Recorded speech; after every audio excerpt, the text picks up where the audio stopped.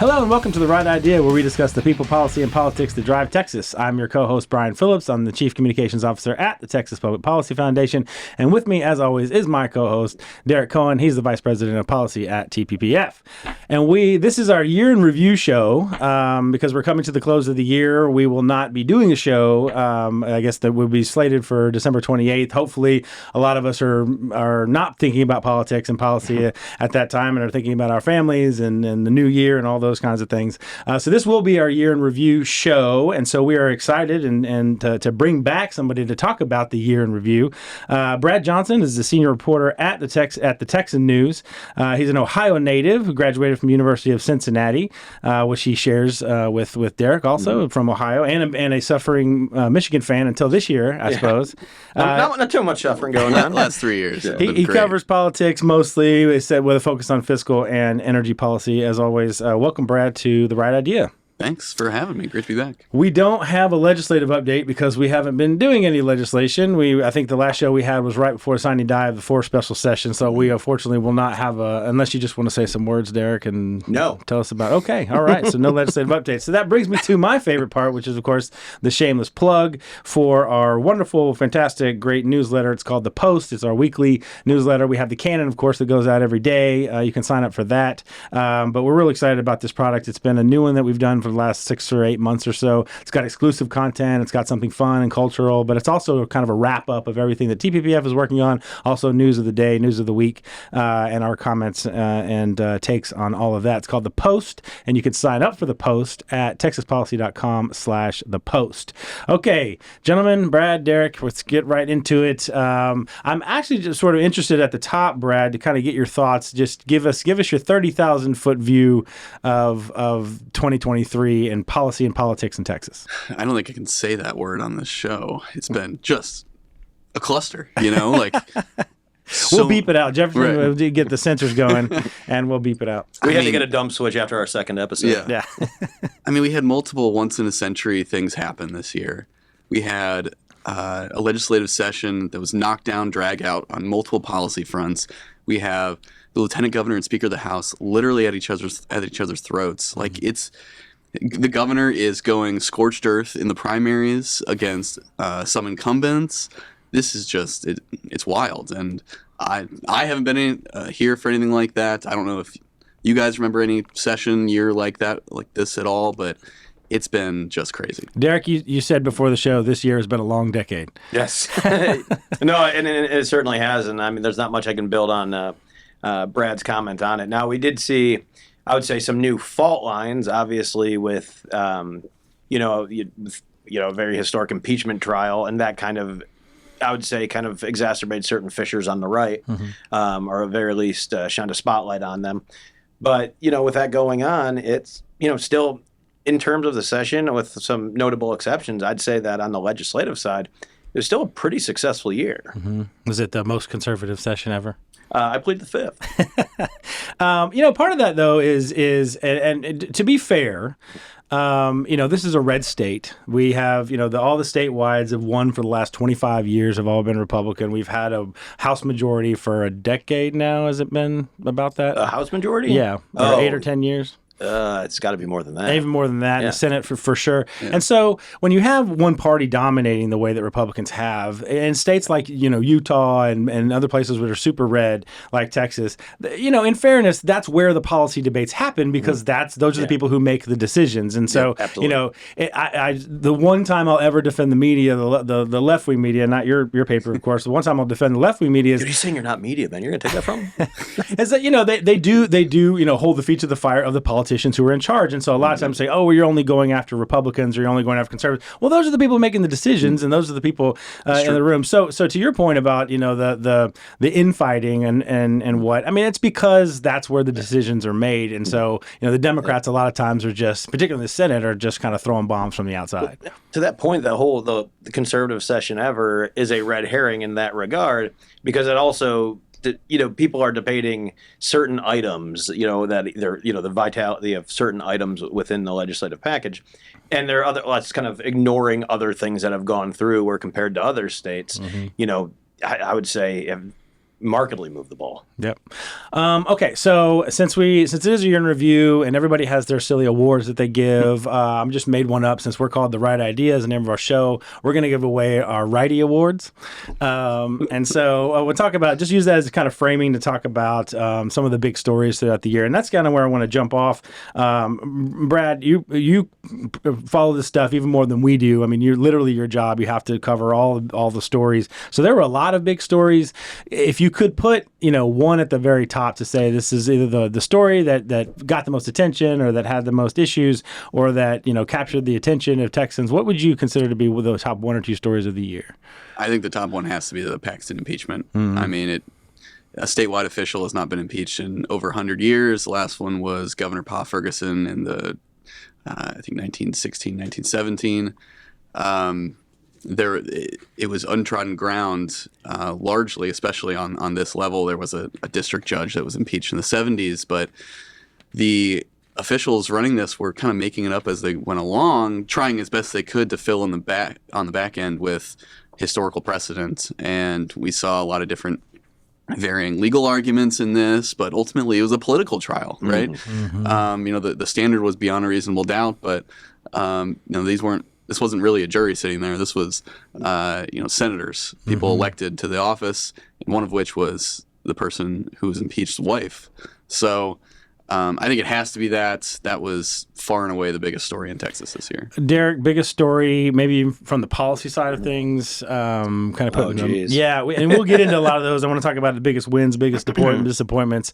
But just from maybe from a 30,000-foot view on the policy side of things, what was the story of the 2023 session? Well, that'd be really hard to narrow it down to one on the policy side because there were, when you talk about wins or surprises or disappointments, that's, their own category. The biggest story, I would say, that wouldn't neatly fit in one of those categories was probably the life and death of casino gambling, or not even casino gambling, just gambling generally in Texas. That we see articles at the beginning of the year that the Sands Corporation had. I can't remember the actual count. My brother, who lives in Vegas, texted me about it, specifically when some of the partnership with the Mavericks stuff started coming out. So I go, okay, I'm going to see how many do they have registered, how many individuals registered with TEC. And again, this has nothing to do with lobbyists that work for Sands. Specifically, Government Code Section 305 lobbyists. So I mean, that does a very specific job. That doesn't include advisors and some of the consultants and some of the more softer I would say supporters of that. And I'm doing a screen record on my phone and just scrolling. Keep scrolling through this entire thing. And I mean, it was like dozens upon dozens of, closer to 100 than 50. And after that, all that, like basically carpet bombing the legislature with money on the lobby front, nothing happened. It got to a floor vote in the House, and then the constitutional amendment required for it couldn't even muster the votes to pass. Couldn't get 100 votes, despite absolutely nuking it from orbit. When you had, I'd say opposition on both sides. You had both. I think it was Trey Martinez Fisher kind of led the Democrat critique, and obviously folks further on the right led the Republican critique, and it just fizzled. And to put it further into context, this wasn't a bill to legalize gambling. This was a bill to just send it to the voters, right? Wasn't that their pitch? Is like, look, we're not voting for gambling. Some of them said they're saying, we'll just let Texas decide. Yeah, and I can't remember if it didn't get referred in the Senate or it didn't get heard in the committee in the Senate. One of the two, but either way, it didn't even have the most de minimis progress in the other chamber.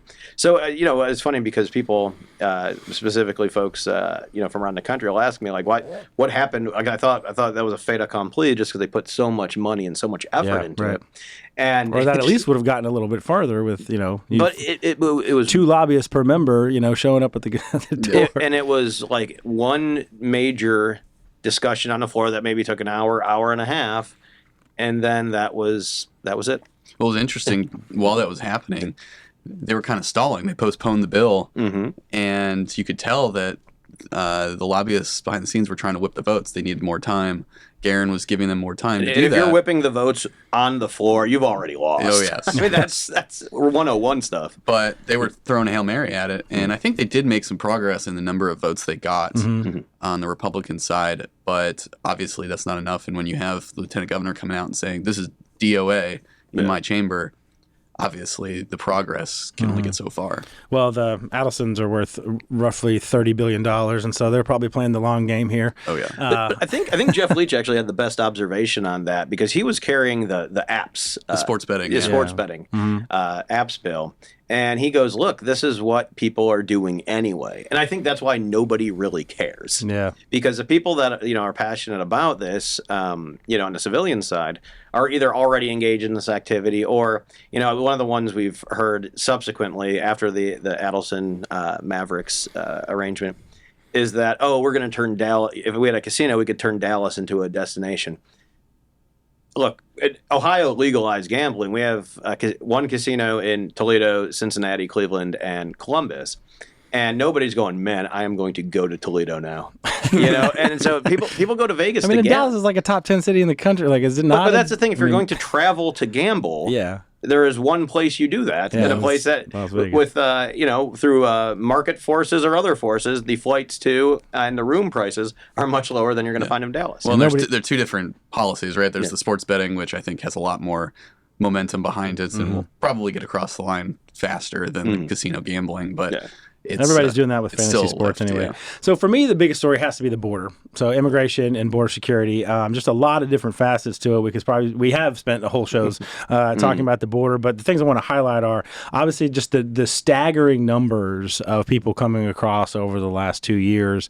I think the last fiscal year it was like 2.4 million illegal immigrants came across, with another 500,000 in gotaways that we have no idea. Were never found. So you have that aspect of it, and just the sheer staggering numbers of people that have been coming across. Then you have the aspect of Texas, the federal government is abdicating its responsibility, not doing what it's supposed to be doing.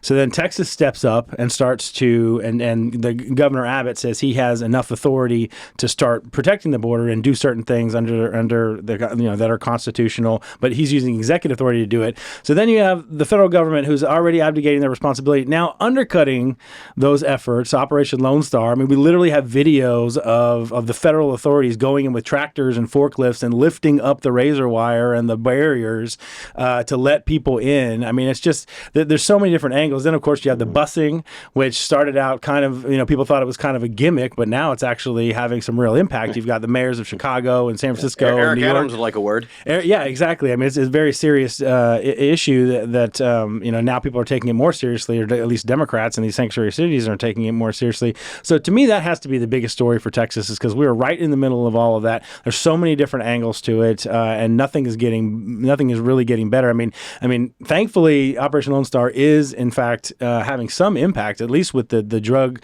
confiscation and the methamphetamine that they're collecting or that they're capturing. But in terms of the human trafficking, it is just, it's unstoppable. Yeah. So I don't know if you covered much of the border issues. I know that's not necessarily your issue. But I think the biggest thing that showed how serious this issue's gotten was the Biden administration finally becoming more amenable to building a wall. Mm-hmm. Like, who would have thought that would have ever happened? Right, yeah, a big, beautiful wall. We'll see if that actually develops, if it happens, but to me, that signified how bad this problem has gotten. Yeah, and then in the last month, to make matters worse, all of this that we're fighting with the Biden administration, to make matters worse, now you have Democrats, state reps, Democrats here, openly admitting that they're going to work with the Mexican government to tour Texas into Hispanic communities and blast the laws that have been passed and signed by the governor to protect the border as being racist and all of that. Yeah, that might have been related to a campaign announcement that came out shortly thereafter. Yeah, it's a thinly veiled. obviously, but that's another interesting aspect. I mean, you now have foreign intervention into our elections, because if the Mexican government is going to be sponsoring or at least collaborating with Democrats as they go around to these communities, essentially blasting Republicans for the laws that they passed. I mean, and of course, the Mexican government is hand in glove with the Mexican cartels. So now you've got basically the Democrat representatives working on behalf of the cartels to flip our elections. I mean, it's the whole thing is absurd, and frankly is very dangerous. And kudos goes to the governor for his efforts there. But I want to get into some of those issues. One more. Nope. That's good. As I say, you're giving big Republicans pounce energy on that.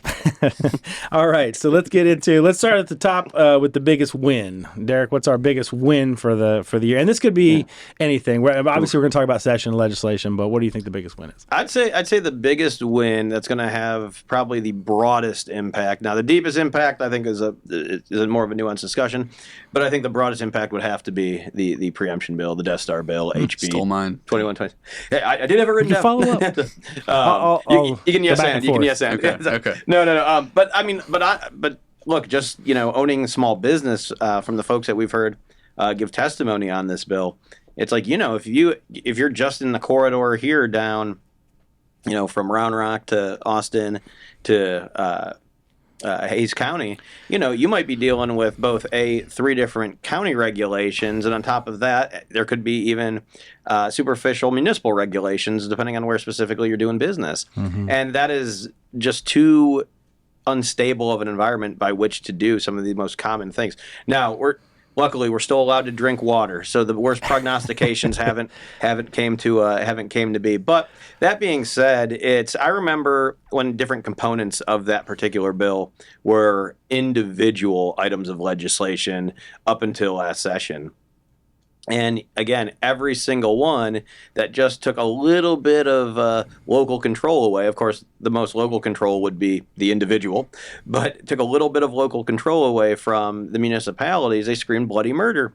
And I think the legislature just goes, okay, well, we're going to rip this, instead of pulling the Band-Aid off with, hair by hair, we are just going to rip this bad boy right off. And, well, that's what they did. Brad, you've got the Death Star comments on that, and do you want to change your answer now that we've talked about that? I might add a minor one in addition to that. But, yeah, I think it's obviously the Texas Regulatory Consistency Act. It's far and away going to have the most impact across the board going forward. Watching closely the process for getting that across the line, Chairman Burrows was working his butt off, dealing with shifting goalposts from the opposition constantly. Dealing with, he had a few carve-outs in it, but overall, this new strategy is probably something that will be implemented in other states.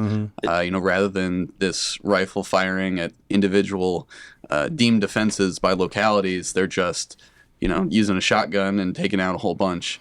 Now, we'll see where it goes in the courts. I have a hard time believing that the conservative Texas Supreme Court's going to do anything to hinder it, but I think definitely that. On a smaller scale, I would say Hank Doogie, the Galveston County Commissioner or Treasurer, eliminating his own job through a constitutional amendment. I got a kick out of that. Yes, and I mean he has great reasons for it. It was an interesting fight, had been going on for a while. He campaigned on that issue, but how many legislative wins result in the guy advocating for it losing his job? Deliberately so, too, nonetheless. Yes. Yeah. I mean, a champion for small government. We have a special award for him. I'm going to go with property tax. I mean, just because it was such a big battle. I mean, and the number was so big, and I know people disagree on it, what the exact number was and how much it was. But either way, any way you look at it, it was historic property tax relief. And then we had sort of the controversy there at the end about whether or not it was even going to be implemented. And the governor put a stop to that. And so hopefully we'll all see our property tax cuts next year.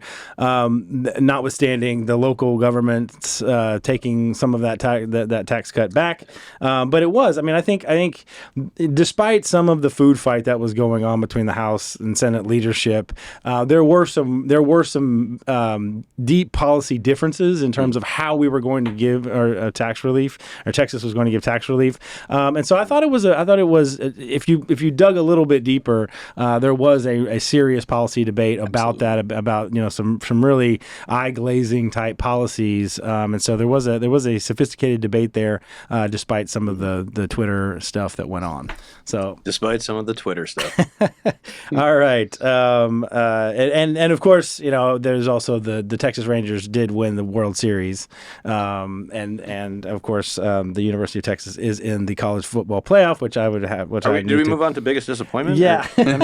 So I have to mention those wins, of course, for Texans. Are you a Rangers fan? If I had to choose between the Rangers and the Astros, I'd probably choose the Rangers. Okay, Although for some reason, I'm a I thought Tigers fan, so oh, that's right. Yeah, Nelson Cruz killing us in the ALCS in 2011 still haunts my dreams. I was gonna say, really, you're not gonna paint them with or then you go after the Astros with Verlander and all that. It's a tough question. Yeah. So this is a good segue. There's enough hate to go around, is what I'm saying. Right. Perfect segue to get into biggest disappointments. Since Derek stole yours last time, I'll let you go first on this one, Brad. Biggest disappointment of the year. I think it has to be Defend Texas Liberty, the conservative PAC that has been very active in the last few years. They were at their most politically relevant after Paxton got acquitted. They were all set to go on the revenge tour right alongside Paxton, and they still probably will. They just won't have as front-facing a role, I think, because of the meeting they had with Nick Fuentes, the right-wing gadfly, anti-Semitic commentator from, he's got quite a following in certain circles on the internet, but his views are pretty horrific. Yeah. And I'm not sure why they decided it was useful to meet with the guy.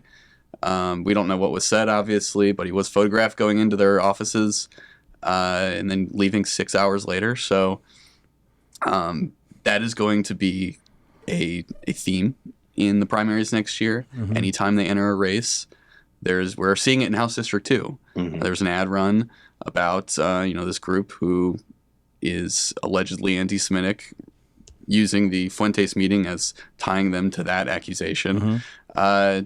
They were going to have quite a bit of fodder and a lot of targets to go after. And now I think they're just, they kind of shot a little bit of it away, a little bit of their relevance. Shot themselves in the foot. I think most charitably, you could just call it an unforced error. Absolutely, yes. Derek, biggest disappointment for you? You make the joke about contractual obligation. Well, I never signed a contract, but I at least echo this one, is it would have to be failure to get school choice done. And I thought that, this disappointment is not on it's not on the governor, it's not on Chairman Buckley, who both have, put in the sweat equity on these particular issues. But, it's about pushing against the legacy belief that, passing school choice will, both single-handedly basically take an eraser to the entirety of Texas west of I-35 and cause football not to exist anymore. But that being said, these are the same arguments that we've seen in every single other state. Mm-hmm. Half the country has some form now, and none of that has even happened anywhere remotely. So it's kind of the long shadow of the misinformation there, I would say. Yep. But I would also let me kind of push back a little bit on the you said the biggest win was property taxes. I would put that as a big disappointment with the asterisk, because what we've seen since, and I can speak for Round Rock ISD because they're a notorious bad actor in this space, is that their mailers for their VADER, their voter approved tax rate exemption election, actually said, vote for this and we will lower your taxes $750 or something along those lines. What they didn't say is, don't vote for that and your taxes come down $1,100. Right. So it's just what they're doing is, since it's a tax rate election, they're ratcheting up that base upon which they can increase in the future through very dishonest means. And the problem is, and this is a problem more with the, I will say the problem with the electorate, is that people are just not dialed. We all do this stuff professionally, right? So we're dialed into it. We can smell a rat when there's one there. Everyone else is like, oh, damn, $750. That sounds pretty great. Yeah. So they will go for that. And so the one thing I would say, and then, of course, the squabbling, that was a bad look. But like you said, it's about policy disagreement at the end of the day. one thing I'll say about that is the failure to enact some sort of guardrails on nefarious local actors would be a disappointment. And I would absolutely agree with you. I don't think that's a pushback at all. I mean, what I say is the biggest win is what they did at the state. The biggest disappointment would be then all of the local governments saying, oh, great, everybody's going to get a tax cut so we can raise your taxes and you won't notice. Do you not like local control, Brian? Exactly. I think you guys just put out a report on local government debt and accumulated, and it's higher than it's ever been. You look at the bonds passed Insane. in November, the highest they've ever been. So why is my property taxes so high? It's like, Right. well, then you vote for all this billions of dollars Right. in spending. What do you Right. think? And you know what? You pick out any one of those, and there can be good justifications for that. But when you look at it on the macro level, it's like, wow, how are all the voters approving this every year? Yeah. Well, a little bit more fun. So I will defend school choice on one side. This was contemplated. I mean, by the movement, by the activists, by the folks that were strategizing on getting school choice done, is that it was absolutely contemplated that we would get to a vote and not win the vote, and that the next phase of that, of course, would turn into the political strategy, the political season, which of course is playing out right now. TBPF, of course, is a nonprofit C3. We don't engage in all that stuff, but there are plenty of organizations and individuals who do, and they are enacting that strategy. Is we got the floor votes, and now you have people on the record as being for or against school choice, and now amongst at least the Republicans, I'm not sure on the Democrat side, but amongst the Republicans that voted against school choice, every one of them is either retiring or they have a primary challenger, and so it's now shifted into that stage. So I would say it's incomplete at this point, and to see what kind of momentum, even picking off 3 or 4 school choice opponents, what that could do then for the next session whenever we continue to push. We discussed this specifically in one of the many episodes in which we discussed the school choice. Specifically, that's what happened in Iowa. They came to a vote, and our colleague Zach Whiting was a state senator at the time when this happened. They got it. Stop me if you heard this one. They got it out of the House scot-free, ran into a couple headwinds in the House with some specific rural members, and basically, Governor Reynolds basically said this is not good enough, and got really involved in the primaries, and it radically changed the numbers. And I mean, there were some ancillary benefits. It gave them, one of the chambers was out of a supermajority, it gave them a supermajority, and then there was establishing a supermajority on the Supreme Court as well. So there was a long tail on that, and so the state basically on this issue just became more conservative. Yep. And unless seats change in the primary, the numbers aren't changing in the House, I don't think. The original HB1 in, what was that, the third special session, I was told had the votes. Now it also had that cap that the governor opposed. I believe you guys probably opposed that too.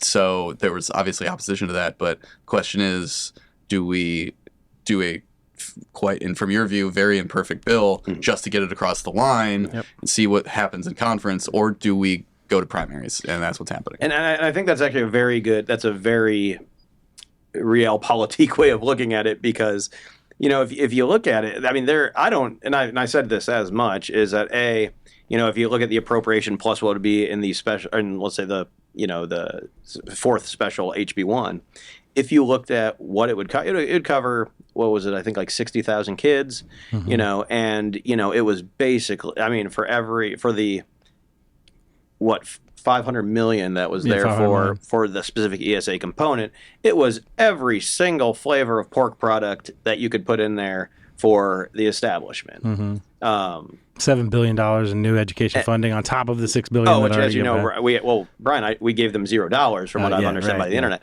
and defunded it. We defunded the whole public education system. Yeah, now granted, it's all I mean, it's largely funded through local means. Apparently, Abbott took away the teachers' pay raises, even though they're paid locally through the M&O. Neither here nor there. Details.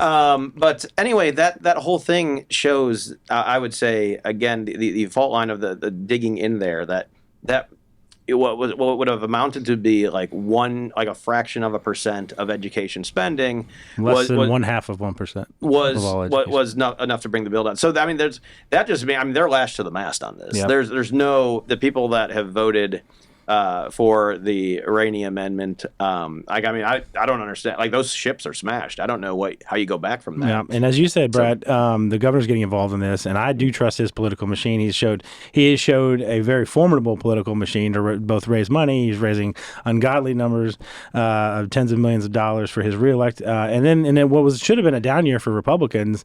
He won. He beat Beto with 10 or 12 points, and so he does have a formidable political machine. He's getting involved. He's showing up. He's having events. He's making endorsements, which is different certainly than the last few sessions where they've tried to push for school choice. Last cycle, he got involved in races. Take HD60. He endorsed Glenn Rogers, who won the race, and it was one of the guys who spoke against school choice. Yep. So he supported someone who was against his main priority.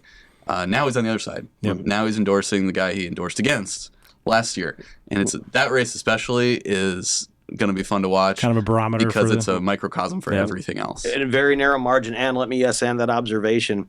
That keep in mind, Abbott getting involved in that race last year was to counter the I would say more conservative money that was already put against Representative. So in other words, that was to support the incumbent, and now he's stepping back, joining the other side. So now you have the larger right-wing money plus the ad money, and it's going to be interesting. Oh, yeah. So my biggest disappointment, just to have a little fun with it, really is the Democrats. And I've talked about this a couple times on the shows. At the beginning of the session, I knew there were going to be some really controversial issues. There's going to be the gender mod issue. There's going to be the porn in libraries and stuff. And I was sort of had a morbid curiosity to see if we would actually have some Democrats stand up and defend gender modification of minors. I mean, with all the research that's out there and all the stories that we've heard and people who have regretted, making those decisions and saying that they were pushed into these things. I mean, is there really going to be Democrats to stand up and say, yes, we want to defend this practice? Or, all of the vulgar materials that we were finding in elementary and middle school libraries. Was there really going to be somebody, Democrats who stand up and say, yes, I defend this? Turns out there were. Turns out there absolutely were. And so I guess disappointment may not be the right way to put it. I just am a little shocked and surprised maybe that and of course they tried to turn it into an anti-LGBTQ thing, which didn't work in order to moralize against it. But I was a little surprised on some of these issues that there were people willing to stand up and be vocal about child mutilation. I mean, I laugh about it, but it's really kind of sick. Well, you're just trying to ban books, Brian. Yeah, banning books and all of that, or women or men playing in women's sports, those kinds of things. I really didn't think that there would be that, not just that there would be opposition and no votes on some of this legislation, but that there was a really vocal opposition and people putting their name on the line. Well, on those kinds of issues, I think we talked about Republicans being in conflict with one another on other stuff. But on these, we're seeing Democrats in conflict with one another. Point. Republicans are all kind of united on that. Maybe they have some quibbles on the margins, but Representative Sean Theory from Houston gave a very passionate speech for the gender modification ban bill. Mm-hmm. You had, I believe, a couple members vote for the Reader Act. Mm-hmm. Theory might have been one. Mm-hmm. I believe she was. Mm-hmm. So, I mean, it's on this culture stuff. I think that's where the Democrats are fighting their own on, which goes against what we're seeing everywhere else. Sure. Well, let me ask. That's actually a really good observation, and I think that we kind of like to overinterpret what we see at the state legislature through a lens of the national media.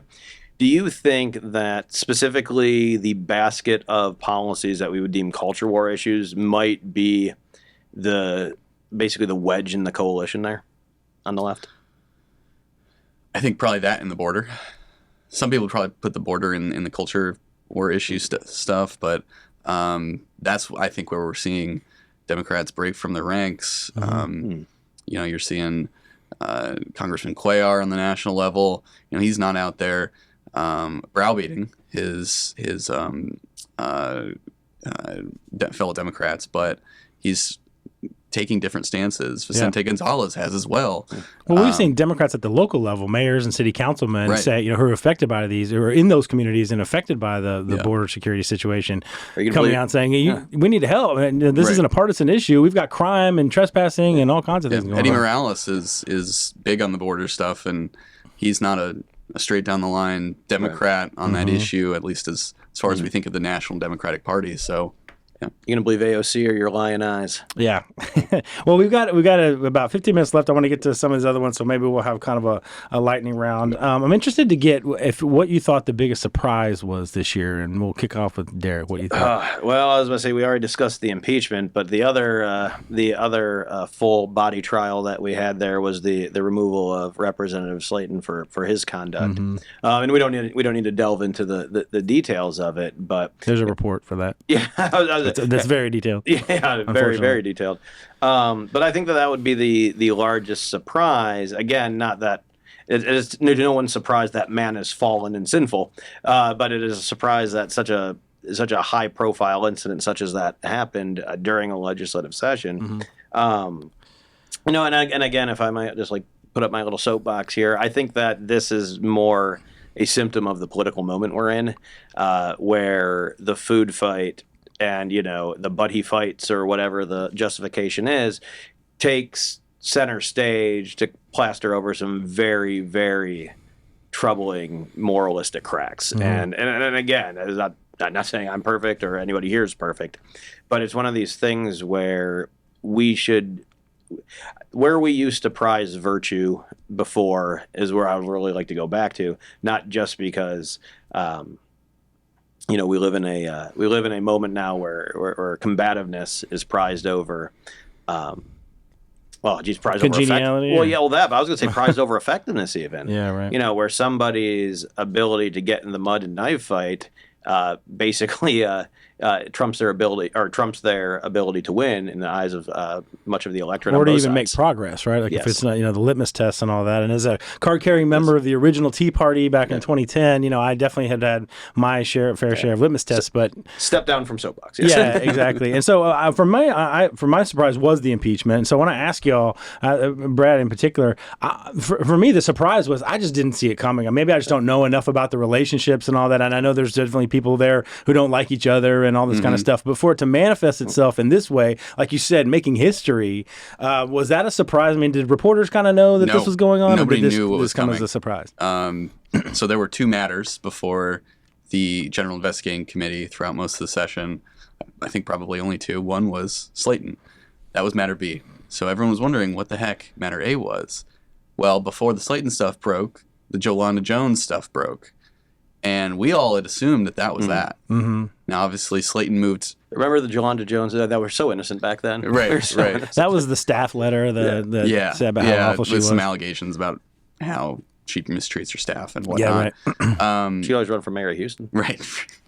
that went nowhere. And then we all realize in this chaotic 2-day window, I think, in the waning days of session, oh my gosh, they're going to impeach the Attorney General.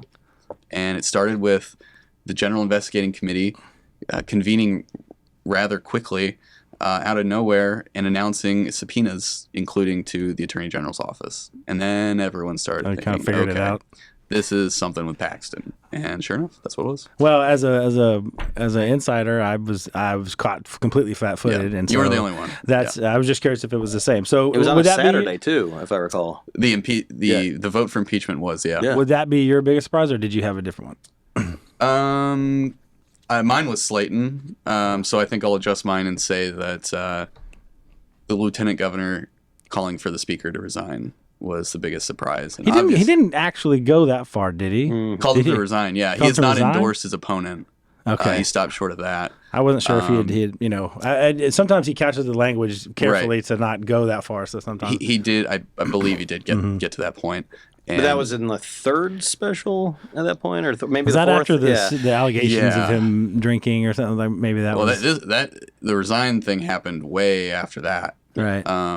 But these two do not like each other. They haven't liked each other since, from my vantage point, the electricity repricing fight in 2021. That's where it all started publicly. Then it continued with constitutional carry and just escalated. Property taxes was a big one. Yeah. But, the lieutenant governor has feuded with speakers before, Joe Strauss, despite what he said the other day about, he always respected Joe Strauss and he thought he was an honest guy. Well, quotes from then say otherwise. That's good. That's good. Was that the commercial where you throw the flag, right, throw the red show the replay. challenge flag, and you run the replay back? Well, there's the famous Alamo over the wall comments that he made. So there's that. But I didn't think he'd go that far and call for the speaker to resign. That was shocking. All right. Well, let's get to some more positive, fun stuff. So for these are the Righty Awards that we're giving out here. So I've asked you all to come up with, if you can, come up with your Legislator of the Year and your Texan of the Year. They don't have to be the same person. They can be whoever you want. So since I started with Derek last time, I'll start with you this time, Brad. Your Legislator of the Year. I couldn't decide between two. Paul Betancourt with the property tax thing. He won it. Now the Senate did concede on an appraisal cap, even though they don't want to call it an appraisal cap. It is. Now it's a trial run, so maybe it doesn't last. But that was a red line they drew in the sand early on. But the House did get something along those lines. The other one I'd say is Tracy King. The way he handled the raise the age debate. He was not browbeating his under the radar fellow members. There. One. Yeah, it's very cool. When he laid out that resolution honoring the victims of the Uvalde shooting, it was very surreal. He struggled to get through it, but I think, I'd say Tracy King and Paul Betancourt on that. Okay. And if you guess and the Tracy King, then he's going to be leaving us too. Sadly, because I remember I testified. I think I was called at 12:45 a.m. For the select committee during the summer, and everybody was just so tired, and they're still engaging in the food fight on that committee. But he didn't have any questions for me, but I just want to make sure that I got that into the record that he has been, it was exemplar leadership. And again, Tracy King, Democrat, disagree on a number of policy issues, but men have to rise to the moment they're faced with, and he most certainly did. And he pushed the bill without getting into a lot of the rhetoric that his colleagues did, knowing that he didn't have the votes on the floor. They just didn't exist. So, but officially, I would say so. I had three because it was really hard, but I'm not going to. That's fine. We still have 10 minutes left. Okay, I'd have to say overall, I again, and this is like 1A and 1B. I'd have to give one to probably Brendan Creighton, friend of the pod. But everyone goes, because of school choice, his ability to get that through the Senate, and that was very laudable, and it was not. And everyone thinks if it's something that the majority of the Republican caucus wants in the Senate, then it's a fait accompli. It's never that easy. And not only did he get that, how quickly we forgot about SB 17 and SB 18 on the getting rid of DEI on campus and getting rid of, I should say, not getting rid of tenure, but having instituting tenure review. I think that the state within our public discourse of the institutional elites in higher education after October 7th specifically has been nothing but absolutely disgusting. And I think that no longer will these, basically protected sinecures exist within our our institutions of higher education. And instead, it's like you actually have to justify being here. And this can't just be, again, your little sinecure where you just, spread your intellectual filth while sticking your hands in our pocket. Yeah, we talked about how Texas is really leading the way on fighting the woke and all of that, and he's been a real warrior on that. The other two I would say, and for obvious reasons, is Chairman Buckley, again, didn't necessarily redound to a victory in that school choice debate, but just his his staff did a really good job as well. And then Tom Oliverson, his defense of SB 14 over in the House, absolutely unflappable. he danced around the ring for hours and they couldn't get a glove on him. Yep, absolutely. And so I'll segue with that because that's who I had for my top was Tom Oliverson, and especially because of that masterclass that he gave in defending the bill on the floor. I've sent that to people to watch because I called every name in the book. Yeah, I mean, the development of the messaging, the development of the narrative, all of that being and using that particular, a lot of people that issue on the gender modification specifically, was called it kind of a fringe issue for a couple of sessions. I mean, it's definitely been building up, but the folks who were the loudest on that issue really had some sort of fear-mongering, histrionic arguments that really didn't resonate, I think, with a lot of people. And so when we tested that issue at the beginning of the session, it actually upside down. And so more people saw it as an issue of, well, the doctor is recommending this, so shouldn't we care more about what the doctor thinks than what these politicians think? And we're actually there was more people in support of allowing gender modification of minors than were. But once we did the messaging and Oliverson is out there arguing and really putting out the right message on that, and then defending that both in the media, on our podcast, and then eventually on the floor. I mean, it really turned, and it was literally, I have never seen. I think it was almost a 20-point turn in terms of the number of people in Texas who now fully understood the issue and what the implications were and what the research really said about that issue. So I give him a lot of kudos for leading that fight. There were a lot of folks that were in on that, from a coalition standpoint, and other legislators, certainly Donna Campbell in the Senate. But I thought what he did in terms of leading that issue was huge. Another thing on the Oliverson, I don't even remember, because the line of attack was obviously, you knew the impugning motives was coming, but the line of attack I did not see coming that was, I would say, hilarious, was the whole, isn't it not true that you are a anesthetologist? Which last I checked is still a doctor, not like a me doctor, a real doctor. Yeah, right. Last I checked is still a doctor, and the person making this allegation is a lawyer. And I don't know what part of law school they start talking about endocrinology, but I know they go through it in even when you specialize as an anesthetologist. Yeah, right. And so that impugning, basically someone's professional, opinion, I was just like, this is ridiculous. And kudos for him for resisting, the opportunity to be really snarky. Yeah. Like, are you serious, bro? Like, are you coming at me with that right now? I thought the most impressive, there was one point where someone reads off a study, just a random study, there are hundreds that they're citing in this debate. And he says, "Oh yeah, I read that study, and here's why it is so flawed."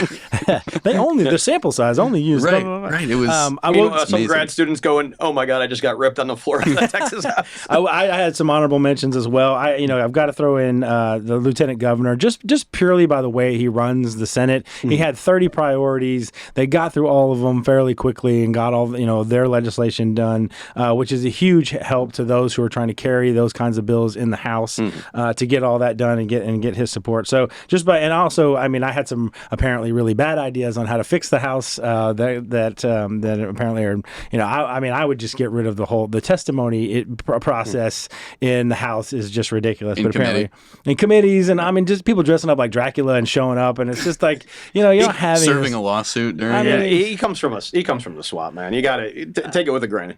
So anyway, I have apparently a lot of bad ideas about how to fix that process. So kudos to Dan Patrick. Of course, I had Paul Betancourt and Brian Hughes on there as just absolute workhorses when it comes to passing quality legislation. And of course, shout out to Brandon Creighton as well for all the same issues that you had there. Okay, so that's Legislator of the Year. With the time we have left, we have Texan of the Year. And I forget who I started with. Did I start with you last time? Or I'll go. Okay. All right, Brad. Give us your Texan of the Year. I'm going to go with Josh Young, third baseman for the Rangers. All right, so you do have a little sports native San Antonian. Yeah. Went to Texas Tech. And that's right. I believe he finished like third, fourth in Rookie of the Year voting. Had a really good year and topped it off with the first World Series in Rangers history.